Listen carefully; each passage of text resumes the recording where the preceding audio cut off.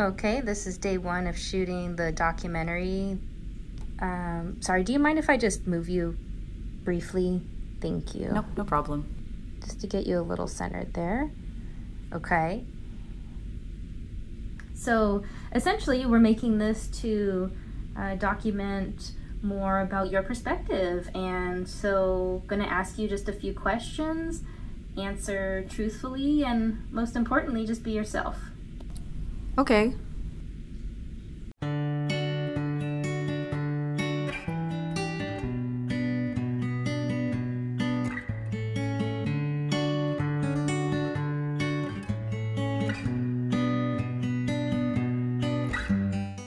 What do you enjoy most about being a cup? I really like the fact that cups are useful things. We're functional, portable. Hello? Anybody there? Oh. We are essential. We hold a lot of responsibility. Without cups, you can't hold coffee. And without coffee, people die. Chicago, what do you think? I don't. You don't have anything to add? No. Cups are categorized for a variety of purposes. We are reusable, glassware, collectible, disposable. The list goes on and on. But we enjoy just being used for what we're meant for, or even things we're not meant for. Honestly, it's great to have a purpose and an important job to do.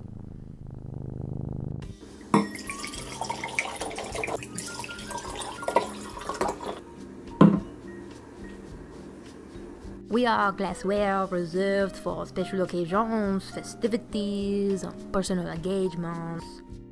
We are committed to a level of excellence that others may not be as committed to. Our caliber of glassware requires us to be hand washed in water that's between 98 and 105 degrees, preferably with Dawn dish soap and a microfiber cloth. Under no circumstances are we to enter the dishwasher. Why is that? Safety and sanitation.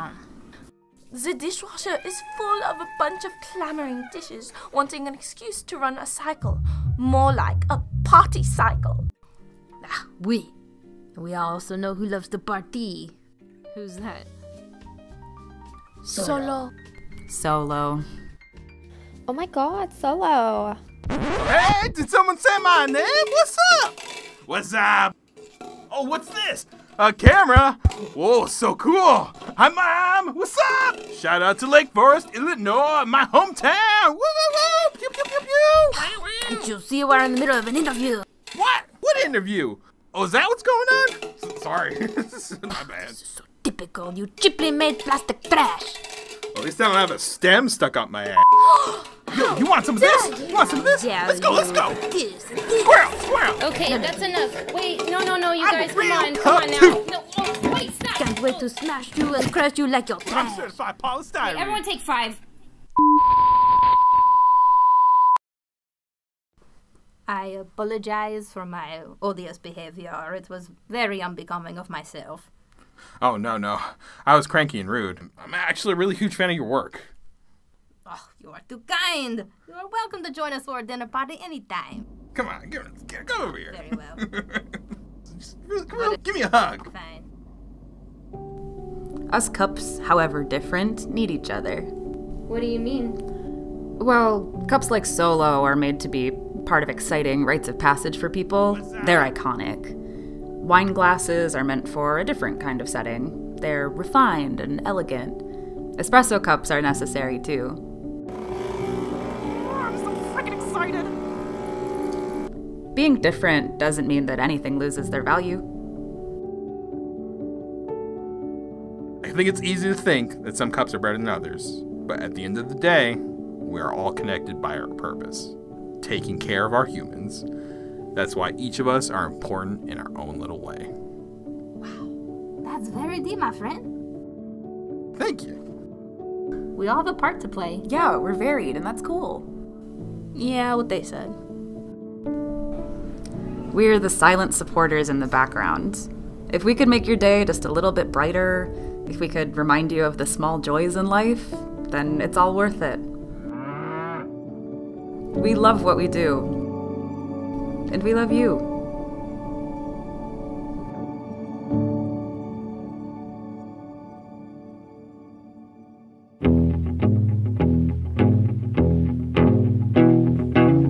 ready? It's time for our group photo.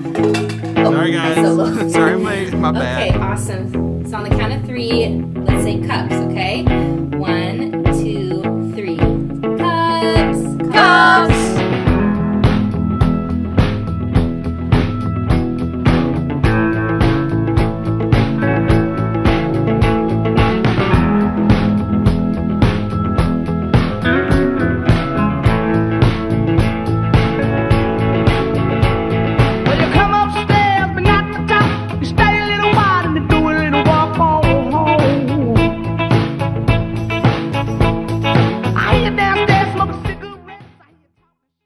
Another day alone in the car, waiting to be seen.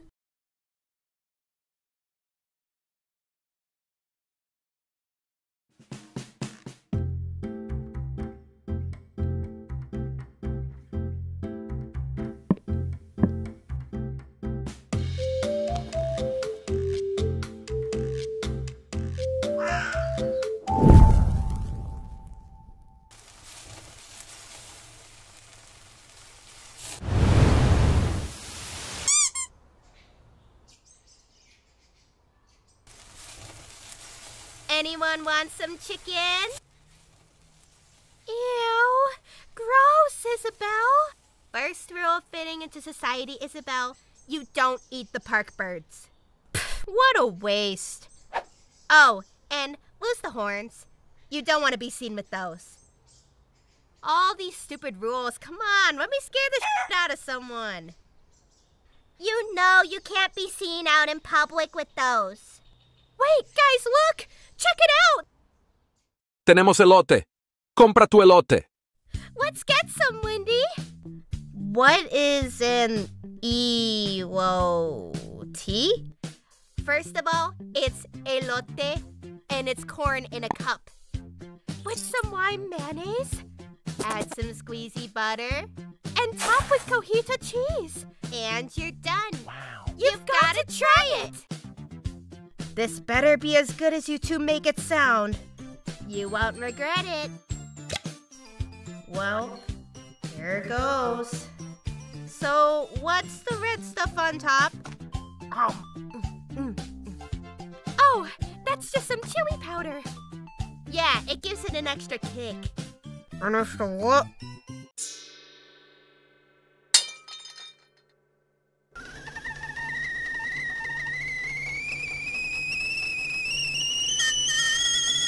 So, what do you think?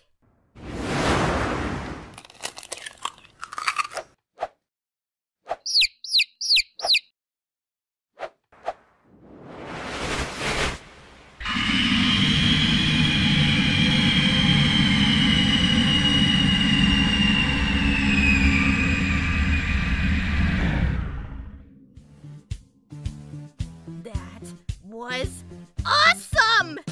Let's get some more of that elote stuff! No! On second thought, let's get some ice cream instead. Yeah, it's better for a hot day like this anyway. Oh, great idea! I can't wait to show you guys what happens when I eat something really cold.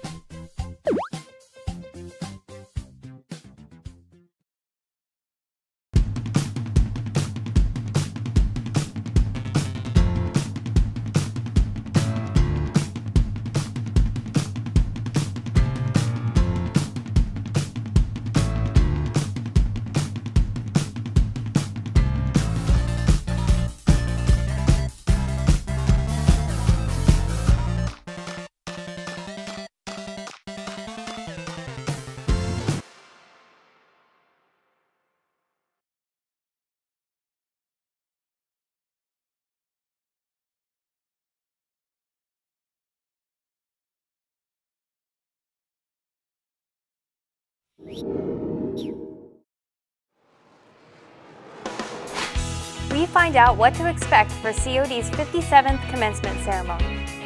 We say goodbye to President Caputo as he wraps up his tenure here at the college. And animation students will have their work spotlighted. All that and much more on this edition of Courier News TV.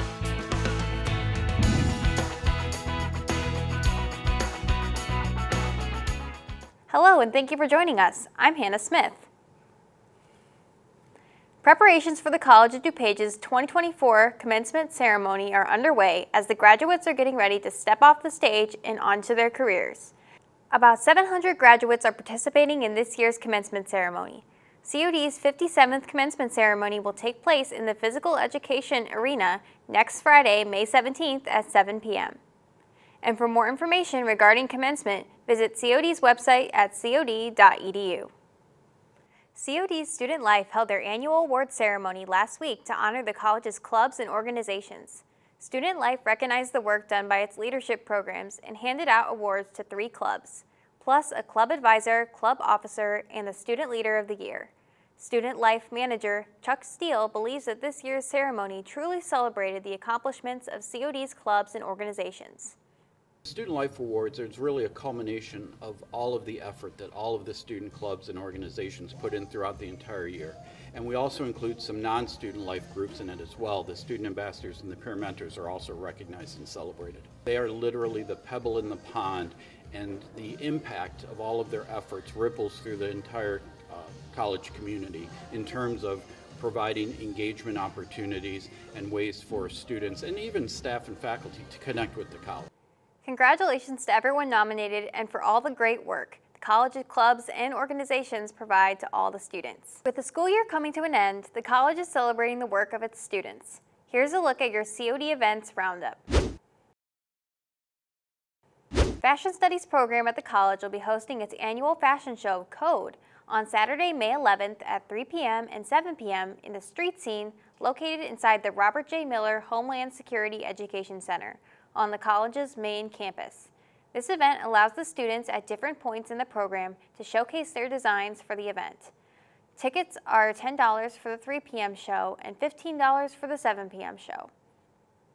The photography department is holding the Emulsion and Noise Photography Showcase on Tuesday, May 14th from 6 p.m. to 8 p.m. in the Belushi Performance Hall at the college.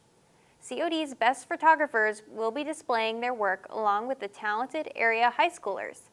For more information, contact Catherine Cyphers at cyphersk@cod.edu. And animation students in COD's Motion Picture Television program will screen their work during the 14th Annual Animation Portfolio Night on Wednesday, May 15th. Animation Night will showcase projects from MPTV students demonstrating a variety of animation styles. Each animation piece screened has been created solely by the student, including writing the story, character development, design, storyboard, coloring, sound effects, and voiceover. Animation Portfolio Night will take place on Wednesday, May 15th at 7 p.m. in the Belushi Performance Hall in the MAC building. This event is free and open to the public.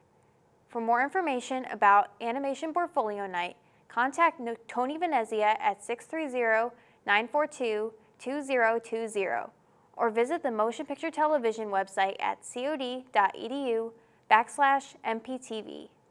President Brian Caputo announced his retirement from the college this past January, and his retirement date of June 30th is quickly approaching. He joins us now to discuss his tenure here at the college. Thank you for joining us, President Caputo. Happy to be here, Hannah. Of course. You have a little over a month left at the college. What do you think you are going to miss the most about COD? Well, that's a rather easy question. It will certainly be the people. The students, of course, interacting with the students and their vibrancy, their aspirations for the future. And I would also say that the faculty and the staff.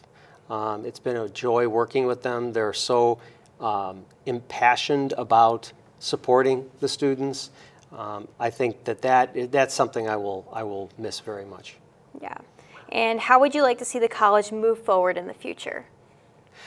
I think that we've laid a pretty good foundation for student success, meaning trying to get students to their goals, whether that's to credential and into the workforce, or graduating, going on to a four-year school, or just taking a course and stopping. Whatever their ambition is, that is what I think is really been a good thing for the college. We're focused on student success, and we've got a number of things to support that now. We've got a mission that calls for student success. We've got a We've got a strategic plan that calls for it. We've got a whole number of other initiatives underneath that, case management, advising. It's all going to, all geared toward getting the students to their goals, and I think that we've got the foundation there for the future. Yeah. And during your time as COD president, you were tasked with steering the institution through the COVID-19 pandemic. And because this took so much time and energy, is there any initiatives you wish you were able to complete during that time, but were not able to? Well, certainly the pandemic was a curveball. Better part of 2 years that we were some form of remote and couldn't do all the things that we wanted to do.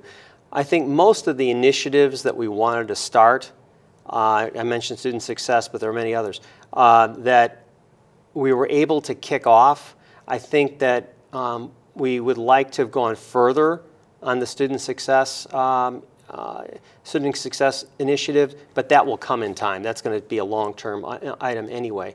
We would like to, of course, done more with enrollment, but even that's sort of turning around now and clicking up. So I would say that really there's no initiative that we wanted to do that we haven't been able to even scratch the surface on. Even with the facilities master plan, the SSC renovation, which is underway right now, it started. It could have been further along if we hadn't hit a pandemic, but I think we're in a good place in terms of looking to the future. Yeah, that's great.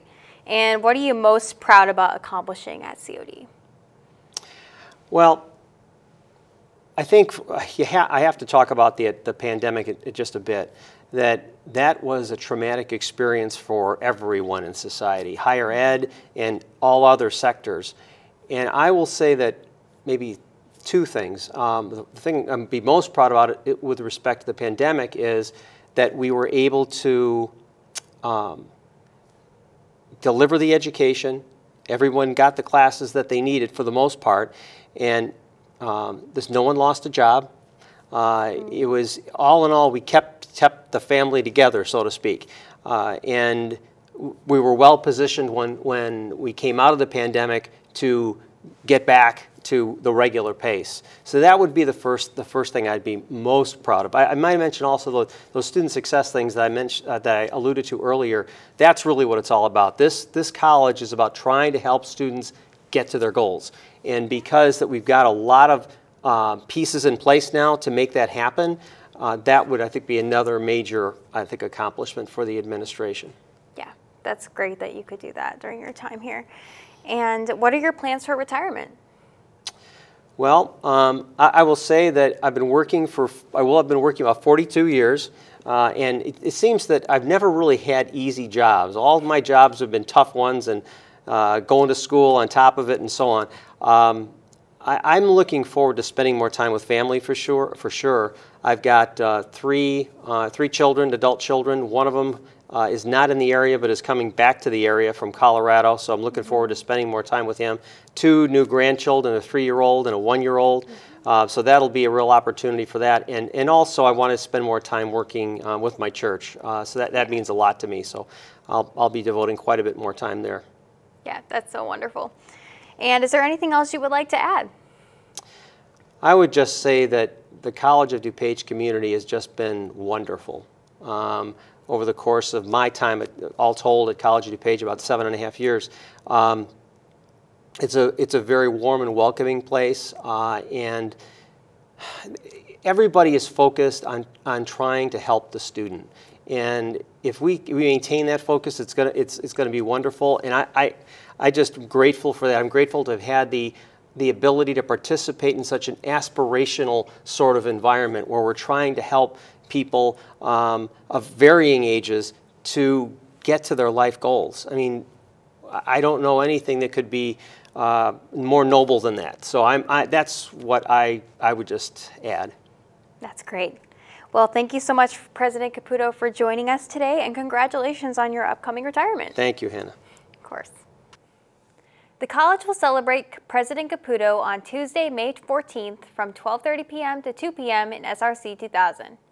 When we return from the break, we'll get you ready for all the summer entertainment coming to the COD campus. But first, here's a look at your calendar of events.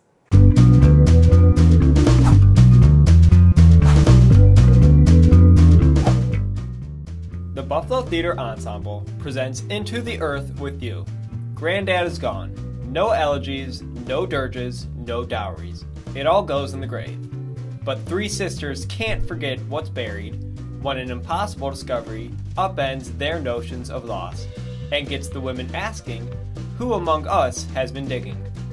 Come see the show May 2nd through June 2nd at 8 p.m. Thursday through Saturday and Sunday at 3 p.m.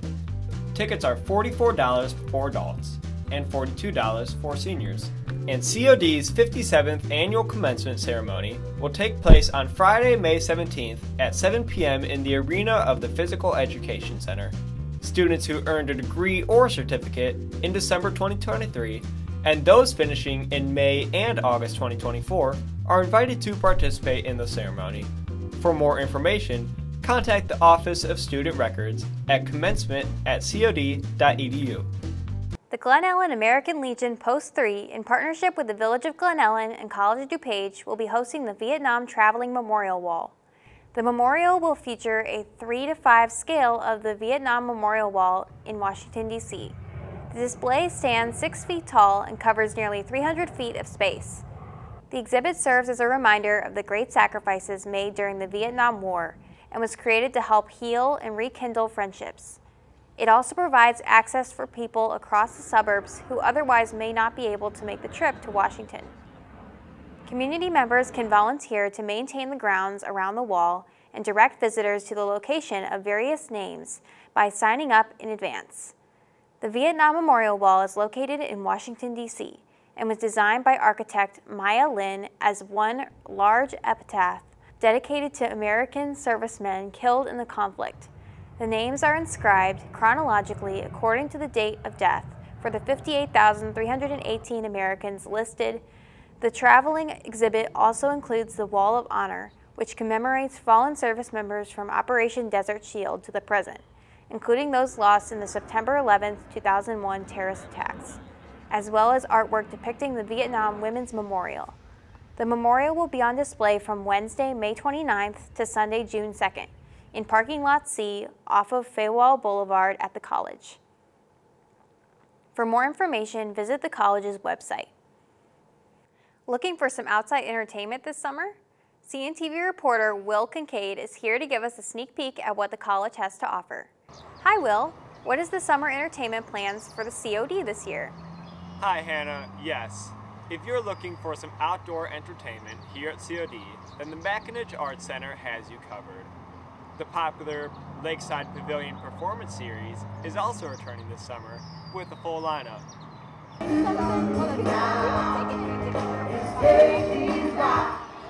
The summer series kicks off on Sunday, June 30th with the Olmec Family Festival.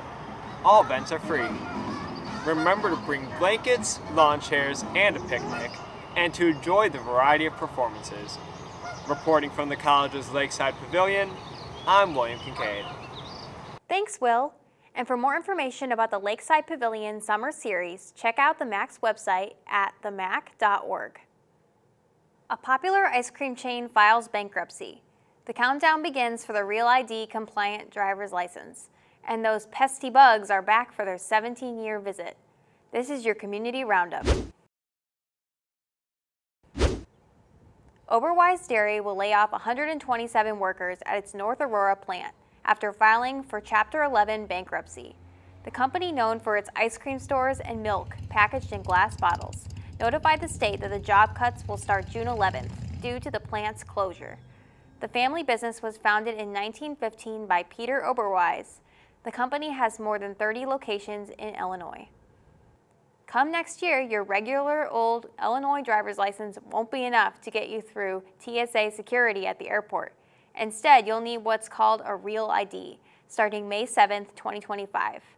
Anyone who doesn't have a valid passport will need a Real ID to board a domestic flight or to enter secure federal facilities such as courthouses or military bases. Real IDs look like a standard driver's license but with a gold star in the upper right corner. People who don't have a Real ID yet are being encouraged to apply early and avoid problems at DMV facilities.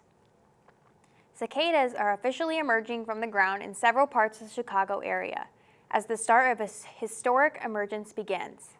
The emergence of Brood 13 and Brood 19, which haven't sprouted simultaneously in more than 2 centuries, has started earlier than average in Illinois. The emergence of the first cicadas comes about 2 weeks ahead of the historic average.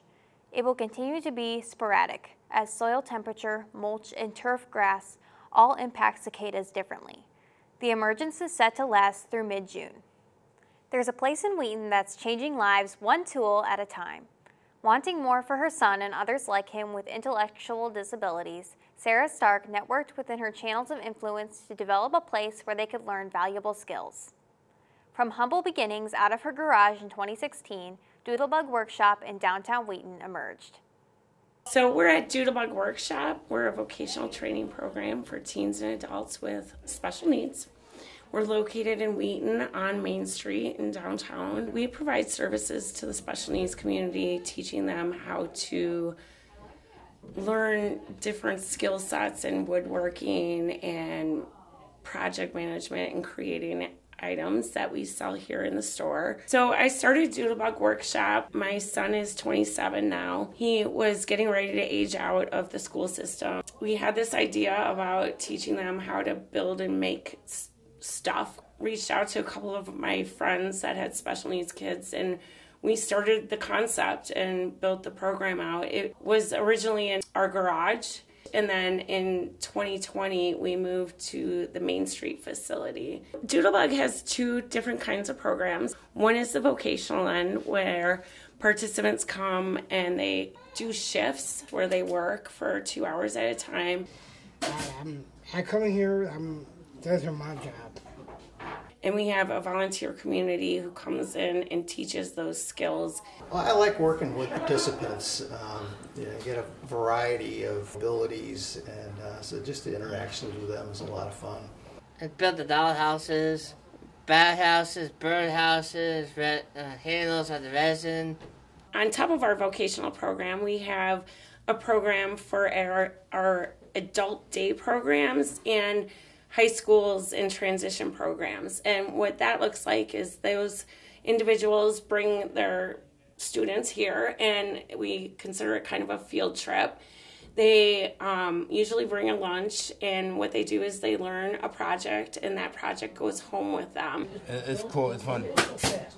We're always looking for volunteers, administrative, back-end work for the nonprofit. We also have financial needs and are looking for sponsors. We have a retail space within our facility, and in that space, their projects are showcased. People can come in. We do sidewalk sales. We have different events that we have projects at. And the participants are learning skills with customer interaction, money changing, building self-confidence and talking about the projects that they make. If people want to volunteer at Doodlebug, we are happy to have them. They can visit the website at doodlebugworkshop.com, or they can email Sarah at doodlebugworkshop.com, or get in contact with me through the website. Please come and check us out, take a tour, and maybe buy something that the participants make. We really just enjoy showing off their beautiful work. And here's a look at your Chaparral weather forecast. I hope you enjoyed the warm weekend weather, because we are going to be starting our final exam week off with some rain. Today will be a bit cooler with a high of 63, with overcast skies and a 40% chance of rain. Tuesday will be partly cloudy and a chance of rain, with a high of 72. And with the remainder of your finals week, we'll be in highs in the low 70s with partly cloudy skies and a chance of rain through the weekend. And remember, for all the latest weather updates, check out the college's Next Generation Weather Lab at weather.cod.edu. Despite the record, the College of DuPage baseball team has been swinging for the fences and making every win count. CNTV sports reporter Ben Ellenby introduces us to the baseball team as they try to hit it out of the park this season.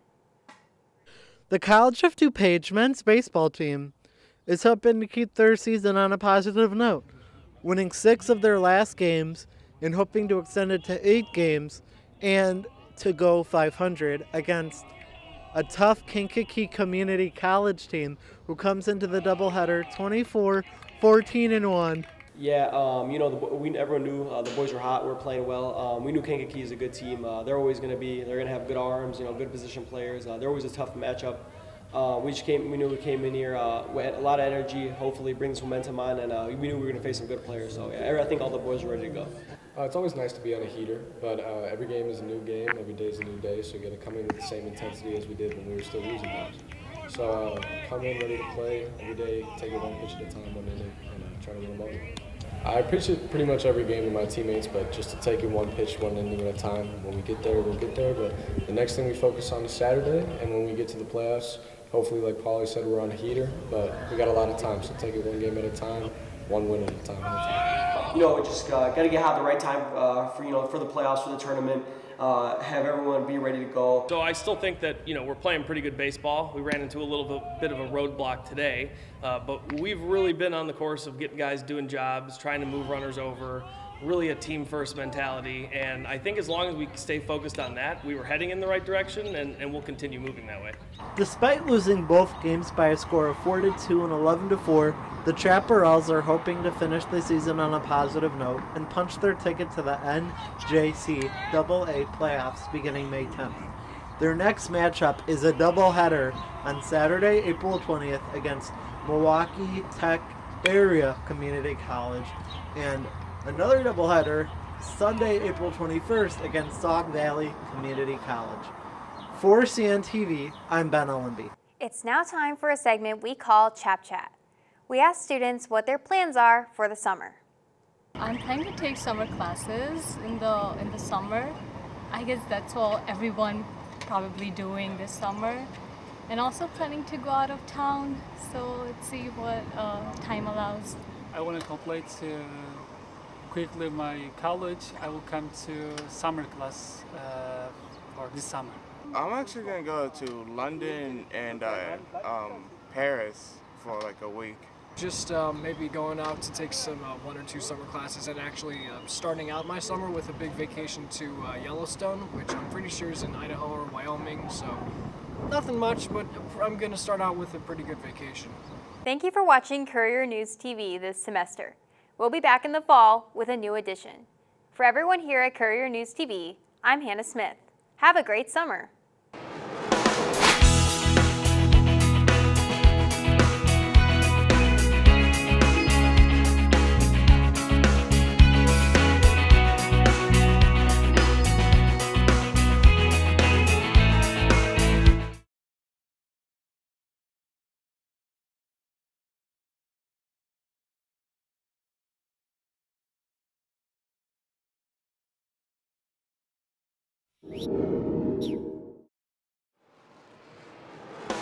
We bring you a celestial event that captured the nation's attention.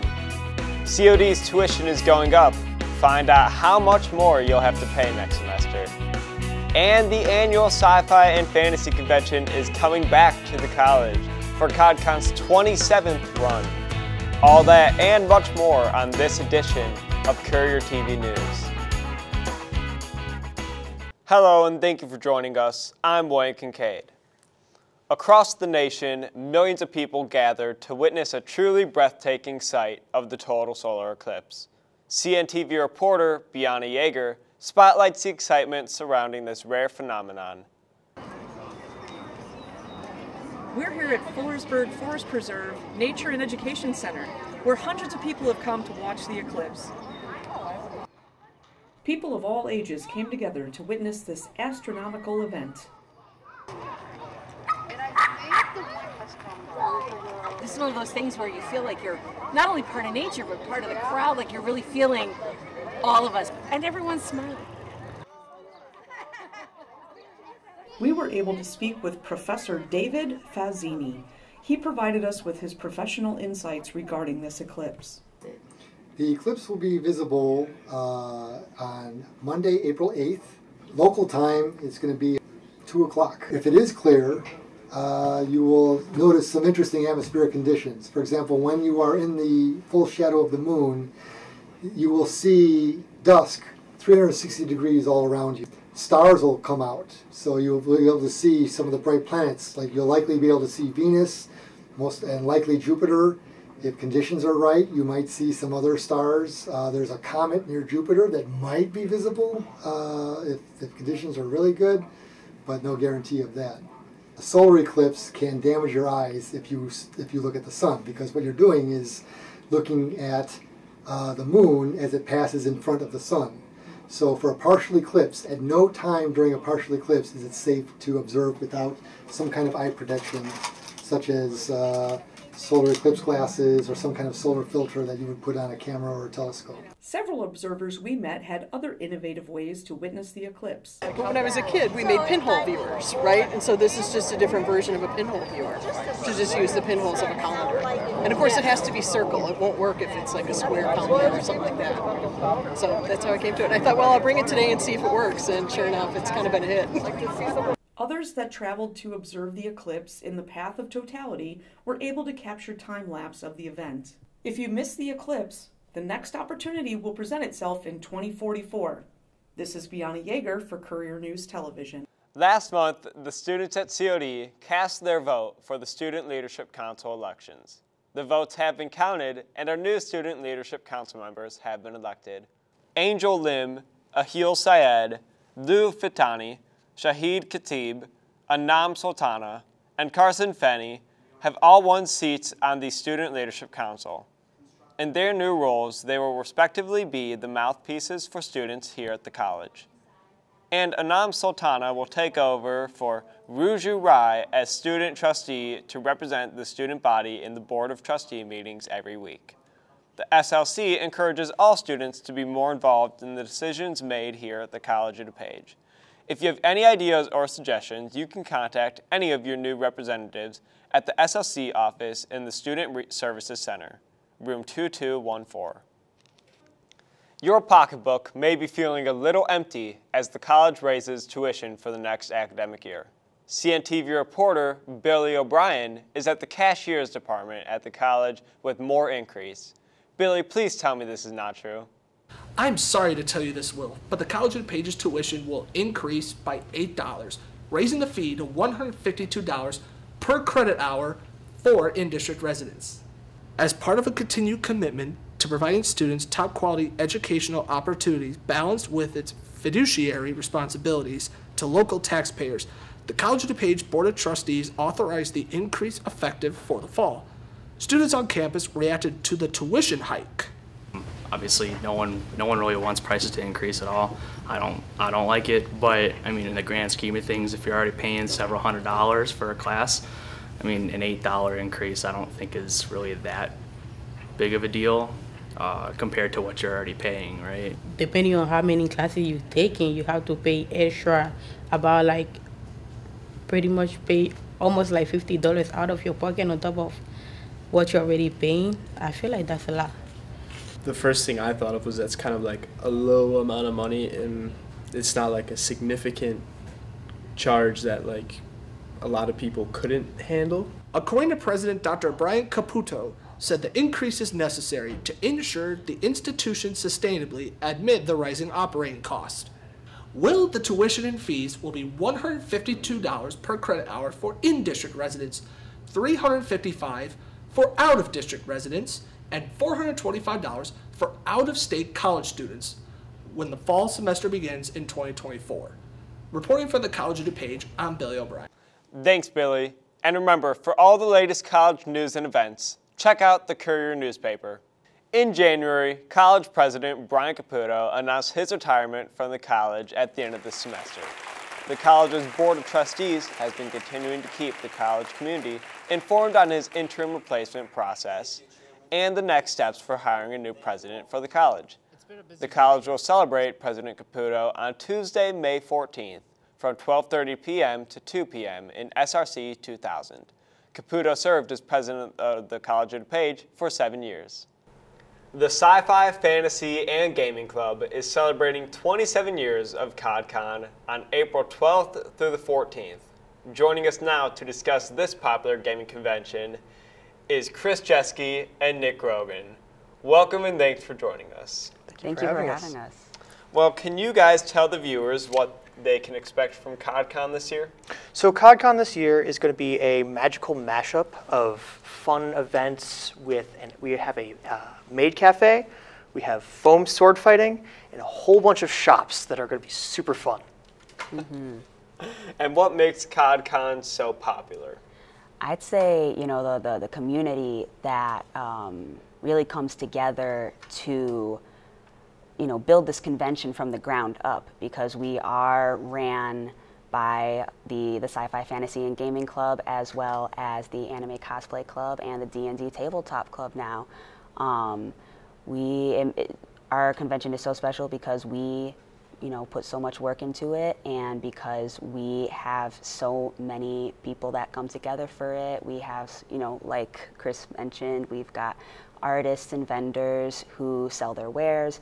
We have the Maid Cafe, which is the Anime and Cosplay Club's main fundraiser event. But yeah, it's really popular just because we have, you know, a lot going on. There's something for everybody there. And what do you both enjoy about the COD clubs? So I'm part of the Sci-Fi Fantasy Gaming Club and then the chairperson of the D&D Club. I can speak for both. I really enjoy them because they are both a place where like-minded people can come together and talk about their hobbies, the things they like, and play some games together. Is there anything new that we can see this year at CODCON? There is. So this year we have a couple panels going on. That's something that we started last year, so it's still pretty in its infancy. I will be hosting a karaoke panel on Friday night from 8 to 10 p.m., as well as like a night dance from 8 to 10 p.m. on Saturday. So that'll be kind of like, you know, just playing music, dancing around, you know, a dance at night. So that's new to this year. And then is there any advice or suggestions for new attendees to CODCON for this year? So my biggest piece of advice to new attendees would be come with a group of friends. That's just kind of advice for all cons in general, because cons, by their nature, are a place of where people can come together and talk about the things they like. So if you don't have your friends, it's kind of lonely. So I'd recommend bringing friends. I'd also recommend setting aside some time to kind of take care of yourself. It's very easy to get very overwhelmed and sensory overload in a lot of conventions. I know that's something that I personally struggle with. So yeah, definitely taking time to check in with yourself. And you know, if you're in a loud room, there's going to be a lot of people in the ballroom doing a lot of tabletop gaming.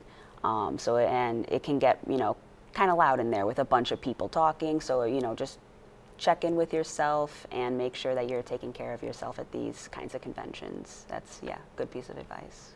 Well, unfortunately, we are out of time, but I do want to thank you, Chris and Nick, for joining us today on the show.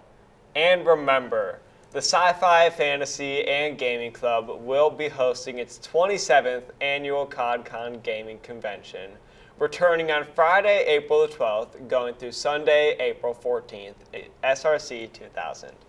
Tickets for this event are $7 for one-day attendance, $10 for 2 days, and $15 for all 3 days. Some tournaments require an additional entry fee. For more information about CODCON, visit their website at codcon.com. After the break, we will fill you in on the free tax preparation help provided at the college. But first, here's a look at your COD calendar of events.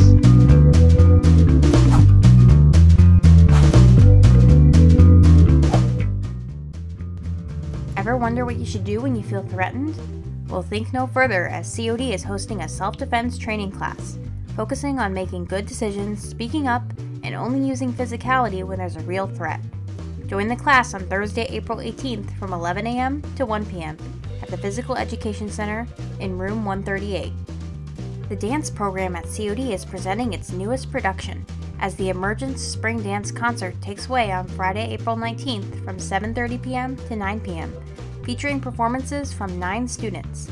Be sure to check out Emergence at the Belushi Performance Hall for only $5 for students and $10 for adults. The COD Theater Department is taking a creative spin on a classic tale. Catch Charlotte's Web on Friday, April 26th in the Belushi Performance Hall and join Charlotte, Wilbur, and all their farm friends at 2 showings starting at 9:45 a.m. and 11:30 a.m., where tickets will be $10 per person. It is the last weekend for the college's free assistance with electronic preparation of state and federal tax returns. The 2024 Tax Prep program is conducted by COD accounting students that have been certified by the Internal Revenue System and are supervised by COD accounting faculty to help students, staff, and community members prepare federal and state income tax returns for 2020, 2021, 2022, and 2023 tax years. The tax sessions are every Saturday by appointment until April 13th from 8 a.m. to 2 p.m. in the Seton Computing Center. Participants must bring tax information, this year's return, and account numbers the previous if participants would like direct deposit. For more information about the COD Tax Prep program, go to cod.edu/taxprep. You can also contact them by email at taxprep@cod.edu or call at 630-942-3450. The last day to file your federal and state tax this year is Monday, April 15th. The students at the Tech Center will be showing off their skills at the Tech Spotlight. The Technical Education Center will hold their annual Tech Spotlight on Tuesday, April 16th. It will offer a chance for prospective students to see the Tech Center in action. The Spotlight will also offer current students an opportunity to meet employers in their field. There is a crime at a suburban golf range. A former popular mall is shutting its doors, and there's a city in District 502 that is #1. All that and more in your Community Roundup. Guns, drugs, and grand theft auto incidents have been taking place at Naperville's Topgolf parking lot. The popular attraction in the west suburbs has been the scene of violence like never before. Since last summer, the area has been on the Naperville Police Department's radar as a high crime area, with more than a dozen people arrested for felony crimes. There have been 14 arrests in total, with the latest gun-related incident happening last week. And a sense of sadness and nostalgia can be felt inside of Stratford Square Mall in suburban Bloomingdale, as the once bustling mall of the 90s is now set to close at the end of this month. Opened in 1981, the mall has faced many challenges, like other malls across the country trying to keep up with the changing retail landscape, the surge of online shopping, and the economy. The mall is set to close on April 21st. Plus, Naperville has once again found itself atop a national rankings list, this time earning the #1 spot on Niche's Best Cities to Live in America. It also ranked the top city in the county to raise a family, and the city with the best public schools. And here's a look at your Chaparral weather forecast. I hope you enjoyed the weekend weather, because we are going to be starting our school week off with some rain. Today will be a high of 65 and occasional rain showers expected. On Tuesday, more rain showers and a high of 57. And for the remainder of the week, you can expect highs in mid to upper 50s with partly cloudy skies. And remember, for all the latest weather updates, check out the college's Next Generation Weather Lab at weather.cod.edu. Despite the record, the College of DuPage softball team has been swinging for the fences and making every win count. We introduce you to the softball team as they try to hit it out of the park this season. Great group of kids. They're a lot of fun to be around. Fun watching them show up every day to get better. My favorite part is probably like the chemistry. I know like even last year like we had very good chemistry. Like we're all like I felt like they're my sisters and we had each other's backs. I've made like great friendships through there. That's why I ended up coming back. I actually went to Concordia the fall semester, and then I didn't want to play there just because it's such a good family here, especially coaching and everything. He's made me stronger mentally because he allows me to fail, but continue to play and pick myself back up, and it kind of builds me in confidence, and it makes me a better player just in general for my entire team. I like how competitive we are, and I love my teammates. You know, it's really fun on the way to the games or during the games. Everybody has really like a high energy to compete and really wants to win, and I love that in a team. I was always on a competitive team, and I love when, you know, girls get fired up, girls get angry when something happens, you know. I just like the energy. And I feel like we just have a really encouraging environment, which just makes me happy, because I feel like even if I have a mistake, it's all right. We're human, it's okay, you shake it off and we get the next one. Pretty tight, like a family-like atmosphere. We will stick up for each other. We will support each other in wins and losses. We all win together, we all lose together, and it's a very family-like atmosphere. I learned that it's a team game, and that even like when someone goes through a slump or like a bad game, that we have to help each other to stay positive and keep going. Most of the D2s, I feel like we can compete very well against them. I think we're a solid, quality softball team. It's now time for a segment we call Chap Chat. We asked students if they watched the total solar eclipse. I did watch it, however, unfortunately, I was looking at the sun a little too fiercely, so I didn't know that I had to get some sunglasses to shield my eyes, so my eyes are just being torched, you know. I don't want to go blind. It was a once-in experience. To be honest, I was in the class and the teacher was like, okay, let's go watch the thing outside. So we went outside and then we watched it. It's my first time seeing it. I didn't, because I forgot to buy the glasses. So, which was sad on my part, but I did like seeing all the people and the conversation around it. That was actually really nice to talk about. Thank you for watching Courier TV News. We'll be back next week with a new edition of Courier TV. For everyone here at Courier TV News, I'm William Kincaid. Have a great week.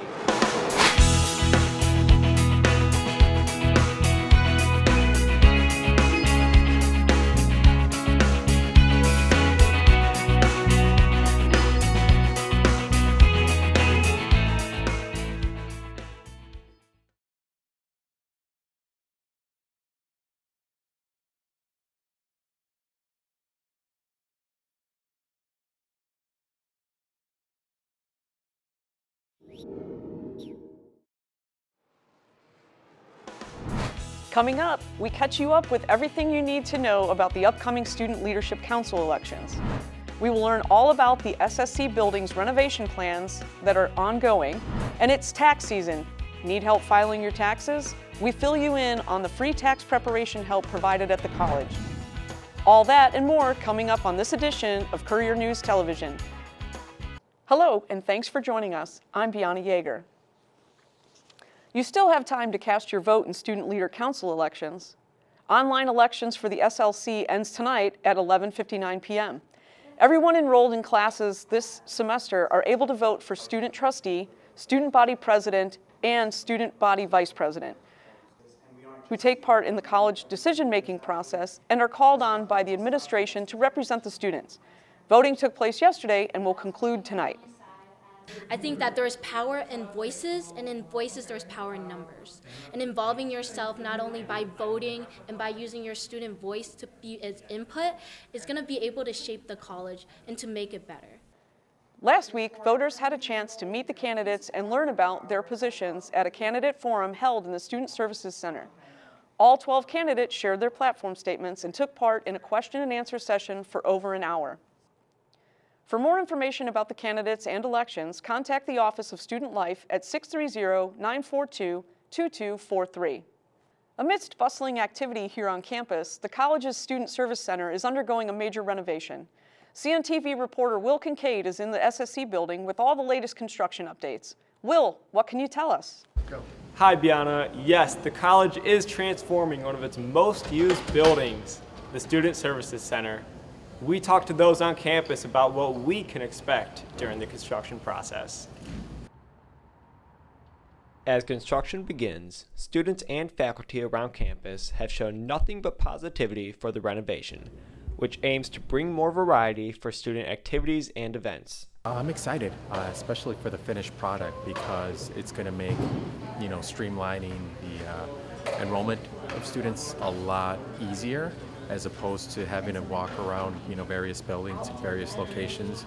Having a one-stop shop where somebody can accomplish, applications, advising, enrolling, it's going to make it a lot easier for our students. So I'm certainly excited for the changes and the benefits that we'll all have when it's all finished. The renovation will create a unified one-stop shop, which will help students with any service they need, as well as bring in a new multicultural center to better integrate student connections. I'm curious to see what the finished results will be like, but I think it's cool just to see a change in the environment, what they're planning to do. Yeah, I think just more usability for students, specifically the flow of the services that are provided to students. I would just like to see it, flourish. I want to see students. That's it. I want to see students in one place. It gives a certain, vibe and a certain energy to it. So I'm really excited for that piece there. I know in my office right now we see a ton of new students that are interested in enrolling, but it's going to be a lot more livelier. And I guess my department feeds off that energy. We're very social people. Most of the COD community that we talked to were excited about these updates. The renovations are expected to be completed by May of 2025. And reporting from the Student Services Center, I'm William Kincaid. Thanks, Will, for the updates. And remember, for all the latest college news and events, check out the Courier newspaper at codcourier.org. Student Life is now looking to hire orientation leaders for new student orientation. Orientation leaders work at college events to help introduce prospective COD students to the campus and show them the opportunities available to them at COD. Applications can be found on the CHAP Life website and will require either one reference from a COD faculty member or 2 outside references. For more information, check out the Orientation Leader Program's website at cod.edu/OL. Monday, April 8th, is the last day for students to apply for graduation here at the College of DuPage. The 57th annual commencement ceremony will be held on Friday, May 17th at 7 p.m. in the Physical Education Center. Those who are eligible to graduate need to meet their degree requirements by the end of summer 2024 term. Caps and gowns and tassels will be sold in the bookstore. To apply for graduation or to get more information, go to COD's commencement webpage. The college is offering free assistance with electronic preparation of state and federal tax returns. The 2024 Tax Prep program is conducted by COD accounting students that have been certified by the Internal Revenue Service and are supervised by COD accounting faculty to help students, staff, and community members prepare federal and state income tax returns for 2020, 2021, 2022, and 2023 tax years. The tax sessions are every Saturday by appointment until April 13th from 8 a.m. to 2 p.m. in the Seton Computing Center. Participants must bring tax information, this year's return, and account numbers from the previous returns if participants would like direct deposit. For more information about the COD Tax Prep program, go to cod.edu/taxprep. You can also contact them by email at taxprep@cod.edu or call at 630-942-3450. The last day to file your federal and state tax returns this year is Monday, April 15th. The Illinois primary election is on March 19th. Do you know who you're voting for? Joining us now to get a better understanding of the issues is Bill Enright, Adjunct Professor of Political Science at the college. Welcome, Bill. Thanks, Bianna. So, it seems that we already know who our presidential candidates are, but can you tell us about some of the other races we should be paying attention to? Yeah, sure. And of course, we know that it's going to be Biden for the Democrats and Trump for the Republicans. But then you'll also see like that delegate list when you open up your ballot, so you'll be able to take a look and see who you want to choose for your delegates at that point too. As far as the other races going on, a couple that I thought were sort of interesting is in DuPage County wide, is the Recorder of Deeds.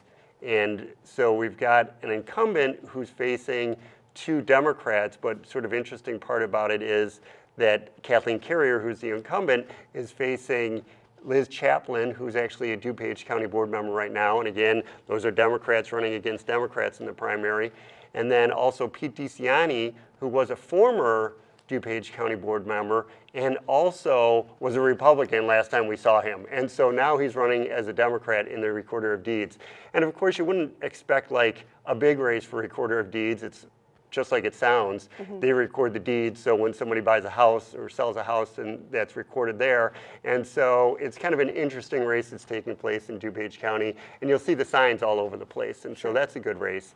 And then the other one is in the 6th congressional race, where we've got Sean Casten with 2 primary people against him, and so that's going to be, of course, Sean Casten, pretty well known these days after holding the seat for a couple of terms already, and so I'd be surprised if he loses, but still we do have a primary race taking place there. Sure. Well, it sounds pretty exciting, that's for sure. Now, can you discuss with us the District 87 bond issue that's on the ballot this go around? Sure, yeah. The interesting thing about a bond issue is you're voting on whether or not you want to increase your taxes to basically pay for this bond that they're going to use to basically upgrade the schools in District 87. So that's like the Glenbard schools that they would be doing that with. And they actually already have $153 million sort of set aside from previous bonds and other revenue raised, and they're going to try to get another $187 million so they could upgrade all the schools for all sorts of different things, whether it's like more security or better labs. And so they're asking the taxpayers to decide whether or not they want to increase their taxes on their homes, because it's the property taxes that go towards that. And when they increase that, it looks like it's probably going to be about $200 for a house that would average maybe around $300,000.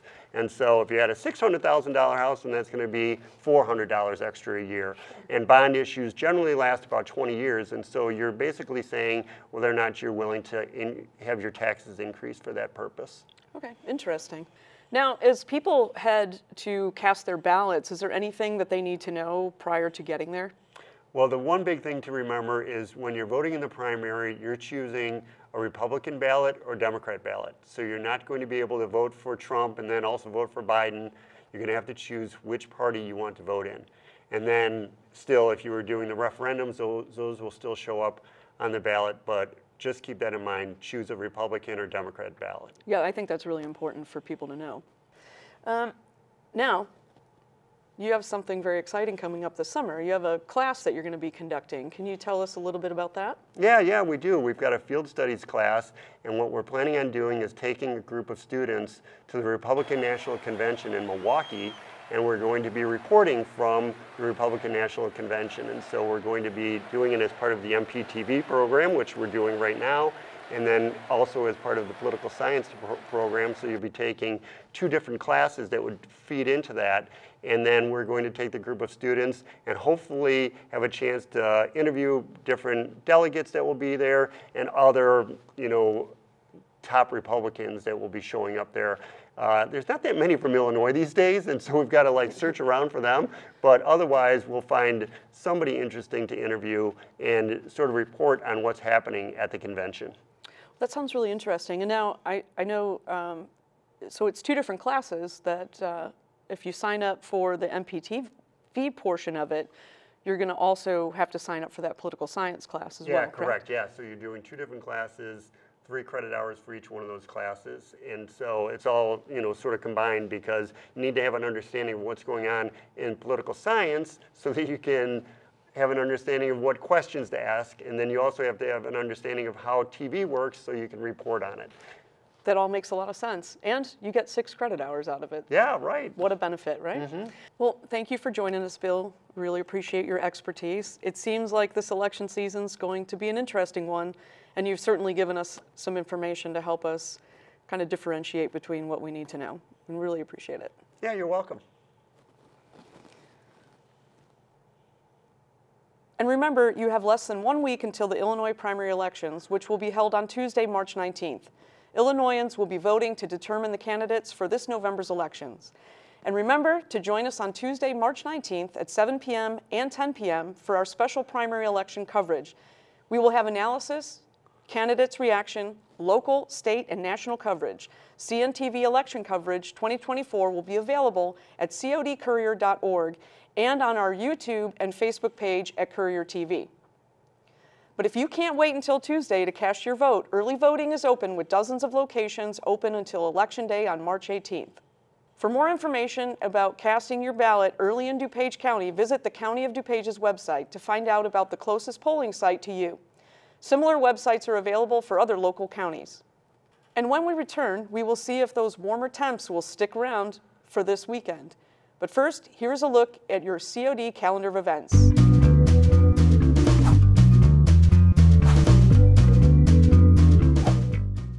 The college will be hosting a graduation exposition to provide graduating students with more information regarding next steps, whether you plan to transfer or seek employment, or walk-in commencement.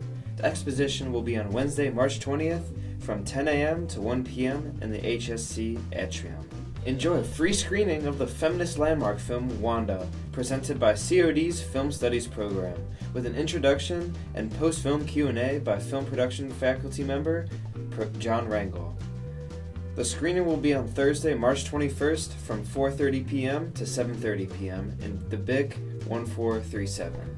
And if you can't go on a vacation for spring break, remember there will be no classes starting Monday, March 25th through Sunday, March 31st. Hopefully you'll be able to find some rest and relaxation during your time off from school. And here's a look at your Chaparral weekend forecast. Rain has moved out and we are looking at partly cloudy skies for your Friday. Highs will be in the mid-50s. On Saturday, you can expect a windy day and a high of 58. And your Sunday turns cooler with partly sunny skies and a high of 43. Looking to your week ahead, clouds and cooler temperatures will be sticking around for your Monday. But remember, spring break is almost here. For all your latest weather updates, check out the college's Next Generation Weather Lab at weather.cod.edu. The men's volleyball season is coming to a close. This past week, the team suffered a disappointing setback. CNTV sports reporter Billy O'Brien tells us how the team plans to bounce back stronger to finish up the season. The College of DuPage Chaparral men's volleyball team just came off a tough loss against Trinity College. The Chaparrals are looking to finish this season on a very strong note and heading into the NJCAA postseason. Our hitting was stellar, and our setting was very, very good too. Our team defense, we were getting in the line of the ball. We did a lot of things really well against a very good four-year program. That team is, usually at the top of their conference where they compete at. They're very competitive, and we hung in there right there with them. And these are the kind of teams we want to be playing as we get closer to our national tournament. So. I think we were calm. A lot of times we get in our heads, but this match we were just out there having fun. We didn't feel a lot of pressure on ourselves, and that's good. I think that's what really helped us to fight back in that third set and get that third set win. Just every day, grinding away, getting our connections down, and detailing every bit of the ball. It's super important for us just to focus on that. Not that we're not taking our other games seriously, but because we always take our games serious. But everything for us is just working up to that, getting better to that final match in April, final tournament and nationals to get that natty ring. We've got a pretty good idea of how we want to play this out for the rest of the year. So, we're still working on what guys we're going to end up playing, a little bit here down the stretch, but I think we've got a pretty good idea, and I'm just going to kind of leave it at that. With only one game left on the regular season against the JV Aurora Spartans, the Chaparrals look to enter the tournament on a winning note. For CNTV, I'm Billy O'Brien. It's now time for a segment we call Chap Chat. We ask students, do you plan on voting in the primaries? Why or why not? I do. I think that every vote is important, and that's why I'm voting. Yeah, because I think it's important to vote, and if you don't vote, then someone you don't want is going to get into power. So. Thank you for watching Courier News TV. We'll be back Tuesday, March 19th with live primary election coverage. For everyone here at Courier News TV, I'm Bianna Yeager. Have a great weekend.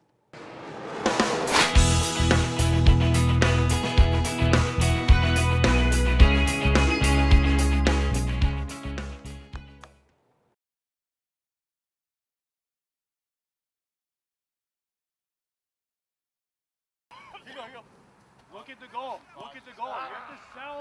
I'm here at the College of DuPage football stadium where we're covering the inaugural seasons of the men's and women's lacrosse teams. I was super stoked about the team when Coach told me that it was a first-year program. I was just super excited to be part of something big. Didn't even know there was a lacrosse program until I was reached out to by Coach Sanford, and really he's been the best for us. The camaraderie on the team is amazing. Like, everybody gets along super well. The coaching staff is amazing, especially Sanford. He's definitely intense, and he can push us, but ultimately it's because he wants the best for us, and he wants us to work hard and ultimately achieve what we want to achieve. We just want to make DuPage proud.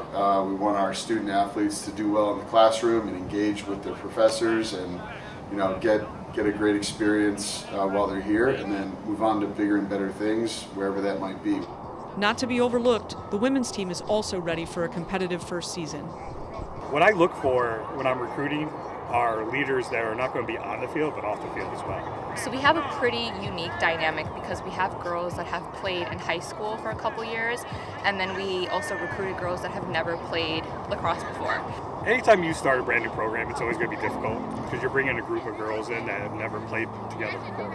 But the one thing that we can do is always have that 100% effort, that 100% determination. So it's one thing when you've never played at the high school level, but the college level is extremely difficult and it can be super intimidating. But it's amazing. Honestly, we have a really great team. I've played lacrosse for almost 10 years now, so just being a part of a team and being able to help my teammates learn. We're making leaders and growing this program, and it's just going to be a fun season. I can't wait to start playing. For the men's and women's lacrosse teams, this season is certain to be an exciting one. Reporting for Courier News Television, I'm Bianna Yeager.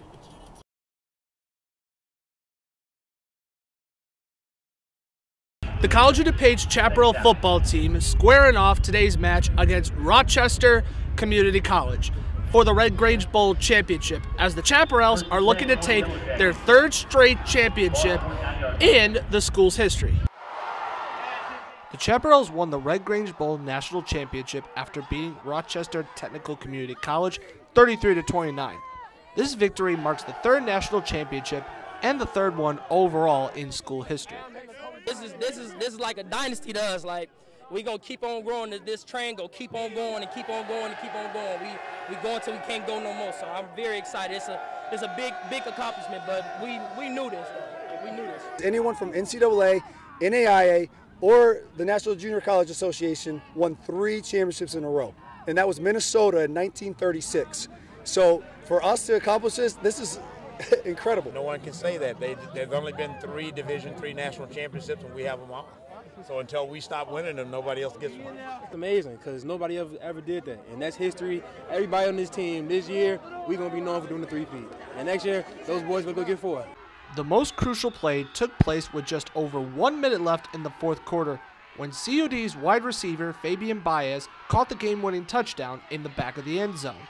This ultimately was the decider for the Chaparrals. So prior to the touchdown, I knew I was going to get the ball reading the defense, and I just knew when my number was called, I had an answer, and when it came to it, I knew what I had to do. Offensive coordinator Joel Beard goes, "Hey, you want me to do something safe, or I got to play able to score a touchdown?" I'm like, well, let's score the touchdown. And it somehow magically he pulled it out, and it worked. It is a play that we've been running for the last few weeks. I feel very confident in it. Our kids executed it very well. Rob knew exactly where he wanted to go with the ball. Coach Ron gave us the vote of confidence to go for it and try to go for the win instead of the field goal. And the kids came through. I mean, that's really on them. I mean, they executed. Fabian went up and made an outstanding catch, made an outstanding play. So, yeah. Another player that played a crucial role in the championship was running back Jaden McGill, who tallied 3 touchdowns and was awarded the game's MVP. Oh, that's a great award. It's amazing to get awards and amazing to get stuff like that, but it's a great team. We all deserve one because we all been putting this work in, putting the pain in, and all that sweat, blood, tears, all that since summer. So I'm thankful for it. It's an amazing feeling, man. All glory to God, and I'll say I couldn't have done this without my team, my coaches, Coach Hens, amazing wide receiver coach, and it's through one of the most fun seasons I've ever been a part of. It's been a special occasion, to say that you're the best in the nation is something that they can never take away from us. So till old and gray, and all our players are old and gray, you were a national championship. They say banners fly high forever, and this banner is going to fly high for the rest of the time. For Career Buzz, I'm Billy O'Brien.